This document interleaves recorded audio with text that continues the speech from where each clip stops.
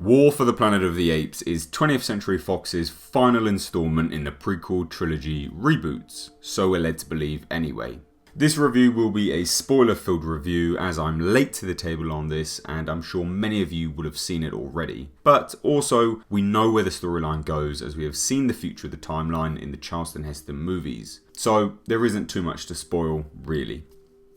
Straight off the bat, this is a movie that has been a long time coming. We saw the first installment of this prequel trilogy in 2011. Then we returned in 2014 and finally now, 2017, we rounded out with War for the Planet of the Apes.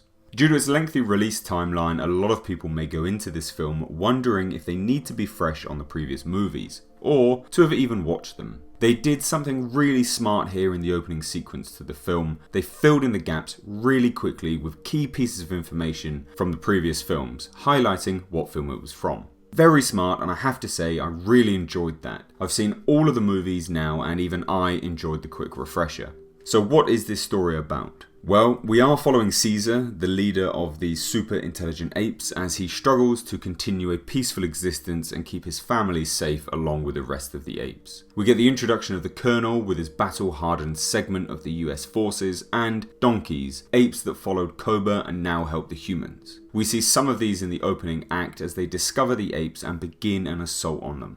Some are captured, but most of the recon team are killed. Those that are captured are brought before Caesar. He does not kill them though, and he does send them back, showing mercy in an attempt to broker peace with the Colonel. Things turn south however when a donkey that was with the recon team escapes and heads back to the Colonel, informing him of their position and allowing him the opportunity to head in and personally attempt to kill Caesar in the dead of night. The plan backfires however and he murders Caesar's family, only enraging the ape and leaving him mourning his loss, now hellbent on killing the Colonel. That is essentially the story. We get some great characters though, and following their journey in this movie, I was not bored of anyone at all. Caesar is, as ever, a really compelling character. What they managed to do with this prequel trilogy in setting up why his name held such reverence is really well done. The leader of the apes, the reason they are who they are in fact, what sacrifices he made and the trials he went through to solidify themselves as the rulers of the planet is awesome. The arc he went through and the motivations behind it are believable. His confliction throughout is a welcome introduction also, as he is haunted by the memory of Koba and that his actions are fast replicating his dead enemies. Really, really great character. Maurice, his trusty advisor, the orangutan, is a welcome bounce-off point for Caesar throughout this movie, along with some other core characters as well. The other welcome introduction was Nova, this being a sort of Easter egg to the original movie with a character of the same name. This is an addition that could have gone really badly, but it was executed in a way that I think was really well done. Nova is a little girl the apes stumble across as they find a small outpost for soldiers. They kill, presumably her father, then find her inside. Maurice is instrumental in her rescue as he insists to Caesar he cannot leave her behind, she won't survive out here alone. She's been afflicted with a mutated version of the sapien flu. It renders the person mute. We later hear from the Colonel that the affected people become brain dead and primitive as well. However, Nova does display a level of intelligence. Either way though, great character, the way we see the apes slowly begin to take a liking to her, and then to the way she helps them ultimately escape is brilliantly done.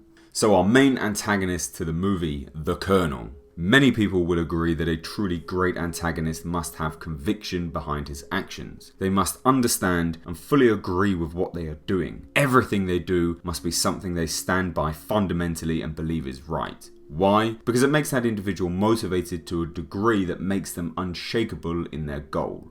The Colonel has this. He saw his son become afflicted with the mutated sapien flu and he shot him, killing him, believing him to be brain dead and primitive. That's the great thing about this character, is he truly believes he is fighting a holy war, a war to end all the wars, a historical landmark and something that is his destiny in some senses. He eventually dies though, not by Caesar's hand, but by his own, and it's a really great scene. We see he has become infected by this disease, Mute but aware, he has drowned his sorrows, and when Caesar comes to shoot him, he embraces it, welcoming it, even cocking the gun for Caesar. Why? My interpretation of the scene is that he has now realised that he killed his son, who, although was mute, was not brain dead like he thought. He was fully aware of what was going on, and he watched his dad hold a gun to his face. The colonel, fighting this war because of what the apes had supposedly done to his son, now realised that he didn't need to murder him at all, hence embracing death. Caesar refuses to kill him, but watches as the colonel kills himself. All in all, great character that could have come across quite paint by numbers, but Woody Harrelson did a great job.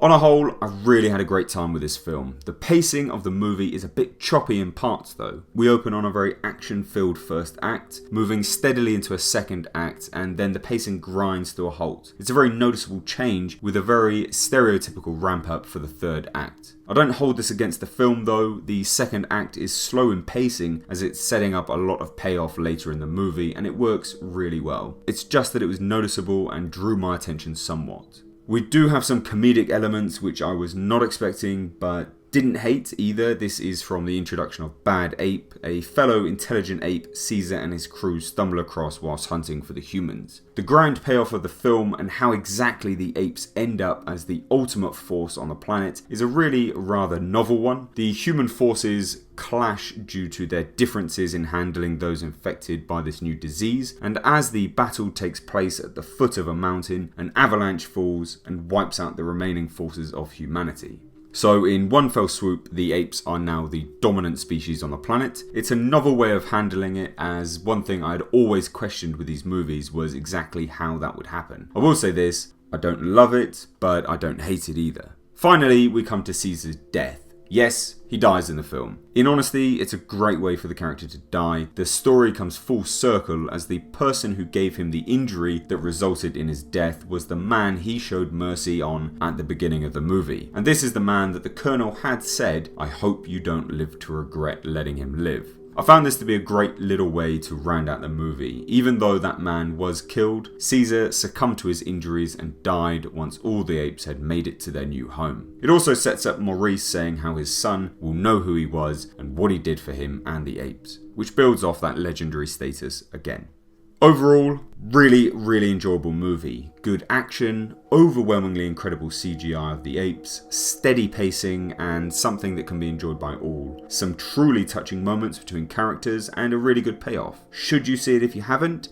Yes, it's a good film, worth a watch on the big screen or on home release. But if you have seen the film, what did you think of it? A good end to the trilogy, or what would you change if you could?